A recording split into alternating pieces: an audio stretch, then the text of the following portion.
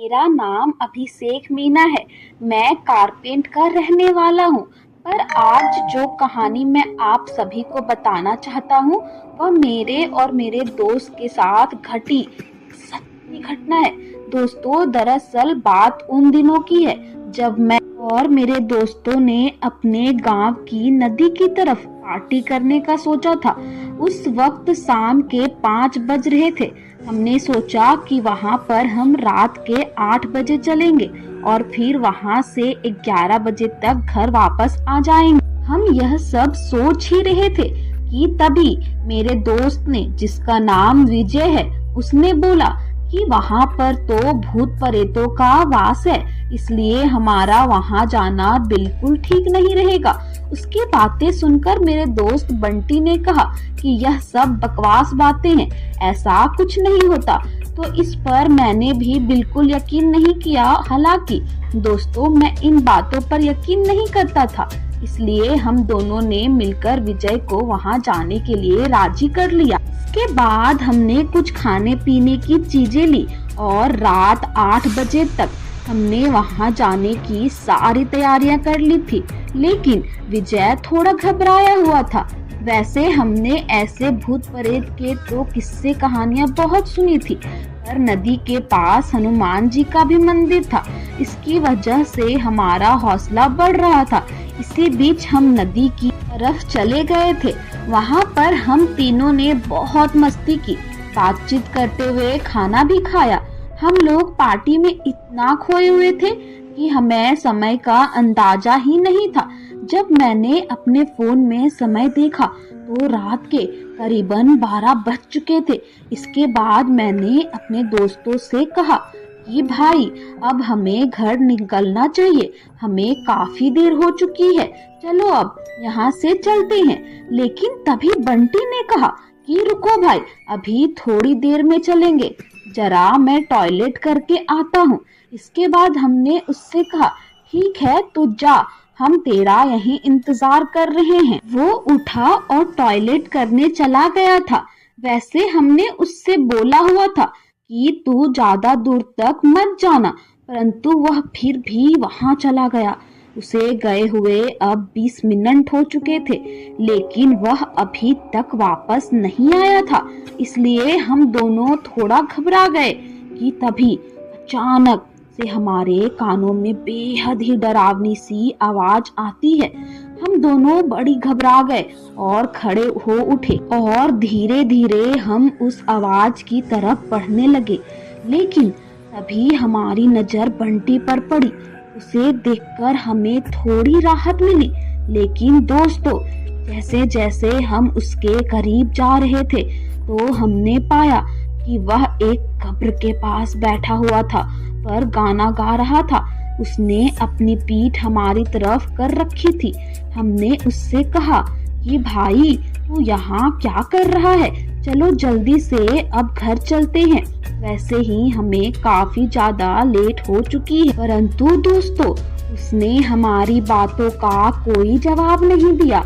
यही सोचकर हम उसके पास गए और विजय ने उसके पीठ पर अपना हाथ ही रखा था कि वो एकदम से पीछे पलटा।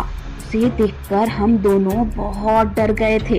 हमने देखा कि उसकी आंखें एकदम लाल सीधी और पूरा चेहरा अजीब गुस्सैल भरा हुआ था। हम कुछ उससे पूछते कि इससे पहले उसने विजय को इतनी तेज धक्का दिया कि विजय वहां से 5 से 6 फुट की दूरी पर जाकर गिरा।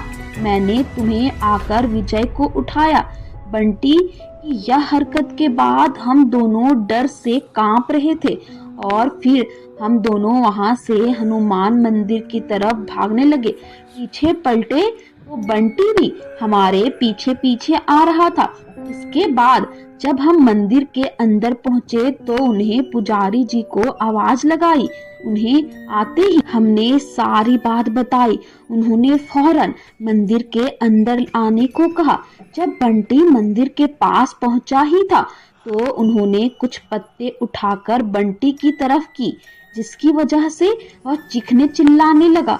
हालांकि वह थोड़ी ही देर बाद बिल्कुल ठीक हो गया था। तब जाकर पुजारी जी ने हमें यह बताया कि तुम्हारे दोस्त ने किसी के कब्र के पास यह उल्टा काम किया था। कहते हैं कि 4 साल पहले एक आदमी उसी कब्र के पास गया था, तो वहाँ कुछ लोगों ने मिलकर उसे मार दिया था।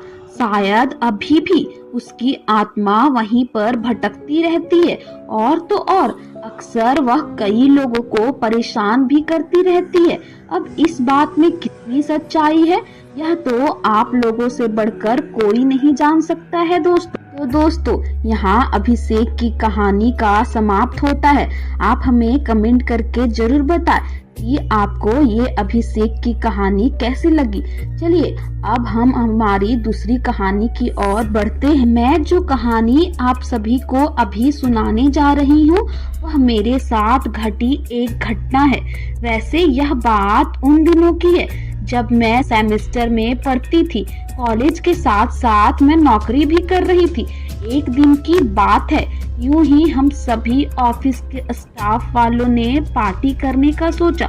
उस समय नवंबर का महीना था, महीना ठंड का था, इसलिए हम सोच ही रहे थे हम पार्टी कहाँ पर करेंगे। उसी बीच हमारे ग्रुप में एक लड़की थी जो फैमिली बैकग्राउंड से हम सबसे काफी अमीर थी। उसने हमसे कहा कि मेरे पिताजी का एक फार्म हाउस है, हम सब वहाँ पार्टी कर सकते हैं, और तो और वह जगह शहर से काफी दूर था, तो हमें वहाँ कोई परेशान भी नहीं करेगा। तो दोस्तों, उस वक्त तक तो मैंने कोई फार्म हाउस भी नहीं देखा था, इसलिए मैं काफी ज्यादा एक्साइटेड थी। उस लड़की के फार्म हाउस में हाईवे रोड से काफी अंदर की तरफ जंगल के पास था। जब हमारी वहाँ प्लानिंग पूरी हो गई तो मैंने अपने घर आकर अपनी फैमिली से वहाँ जाने की परमिशन ले ली। आखिरकार जिस दिन पार्टी होनी थी वह दिन भी आ गया। पार्टी तो रात के 8 बजे थी और हम सभी ऑफिस के दोस्त फार्म हाउस के लिए निकल गए थे। हम सब कुल मिलाकर 12 लोग थे, लड़कियां और कुछ लड़के। जब हम हाईवे पर पहुंचे तो मैंने देखा और सोचा यह तो जंगल जैसा लग रहा है। अंधेरा भी काफी हो चुका था, वह इलाका एकदम सुनसान लग रहा था। कई रोड पर कोई भी स्ट्रीट लाइट नहीं जल रही थी, बस थोड़ी थोड़ी गाड़ियों की रोशनी आ रही। हम लोग आगे बढ़ रहे थे। बस कुछ अंदर जाते जाते मेरी दोस्त का फार्म हाउस आ गया। वहां पहुंचकर हमें तो काफी अच्छा लग रहा था। हम सभी उसके अंदर जाते ही मस्ती करने लगे। अब रात के 9 बज चुके थे, तो हमने तुरंत खाना भी गरम किया और सब लोग मिलकर खाने भी लगे। इसी बीच कुछ लोग तो म्यूजिक चलाकर नाच भी रहे थे। तो जब मैंने घड़ी का समय देखा तो 10:30 बज चुके थे। मैंने सभी से कहा कि अरे यार, काफी देर हो चुकी है, चलो घर चलते हैं। उस वक्त सब ने मुझे कहा कि हम तो यहाँ कुछ देर रुकेंगे, तुम्हें जाना हो तो चली जाओ। उनकी बातों से यह साफ लग रहा था कि यह 2-3 घंटे से पहले यहाँ से निकलेंगे नहीं। इसलिए मैं वहाँ से अपनी स्कूटी लेकर घर की ओर निकल पड़ी और बहुत से निकलने के बाद मैंने देखा अब तो पहले से भी ज्यादा एकदम रोड खाली हो चुकी है। सुनसान रोड थी जैसा कि मैंने आपको पहले बताया था, और मैं अपनी स्कूटी की रोशनी से आगे बढ़ते जा रही थी। कुछ दूर पहुंचते ही मेरी स्कूटी अपने आप बंद हो गई। तब मैं सोचने लगी अब इसको क्या हो गया। इसके बाद मैं बीच रोड पर अपनी स्कूटी को खड़ा करके चेक करने लगी कि आखिर इसमें दिक्कत क्या है। इसी बीच अचानक ही मेरी स्कूटी की चाबी नीचे गिर गई। अंधेरा होने के कारण मुझे कुछ भी दिखाई नहीं दे रहा था, पर मैंने अपने फोन की लाइट चालू की और चाबी को ढूंढने लगी। कुछ देर बाद मुझे चाबी मिल गई। सच कहूँ तो उस वक्त तक मुझे जरा भी डर नहीं लग रहा था। जब मैंने चाबी को स्कूटी में लगाई तो स्कूटी चालू हो गई। मैं धीरे धीरे हाईवे की तरफ जाने लगी। इसी बीच मैंने एक बात नोट की है, और वह यह है कि मेरी स्कूटी का वजन भी काफी ज्यादा हो गया था। मानो ऐसा लग रहा था कि जैसे कोई पीछे बैठा हो मेरे। मैंने इस बात पर ज्यादा ध्यान ना देते हुए अपने घर पहुंचने की ध्यान दिया। इसी चक्कर में मैं स्कूटी भी काफी तेज चलाने लगी। मैं करीबन आधे घंटे के बाद अपने घर पहुंच गई, पर पहुंचकर मैंने पाया सभी लोग सो रहे थे। मैं चुपचाप अपने कमरे में गई और फ्रेश होने के बाद सोने लगी। उस वक्त मेरी माँ मेरे भाई बेड पर सोए हुए थे, तो मैंने अपना बिस्तर नीचे जमीन पर लगाकर सो गई। ये हटने के बाद मुझे नींद नहीं आ रही थी। फिर 10 मिनट के बाद जो मैंने अपनी आंखें बंद की तो मेरे कानों में किसी के सांस लेने की आवाज आने लगी। मैंने तुरंत अपनी आंखें खोली और अपने आसपास देखने लगी, और मुझे कोई भी दिखाई नहीं दिया। मैंने दोबारा अपनी आंखें बंद की, लेकिन फिर भी मुझे वैसा ही महसूस होने लगा। ऐसा लग रहा था कम से कम 5 से 6 बार हुआ। इसके बाद मैं डर गई।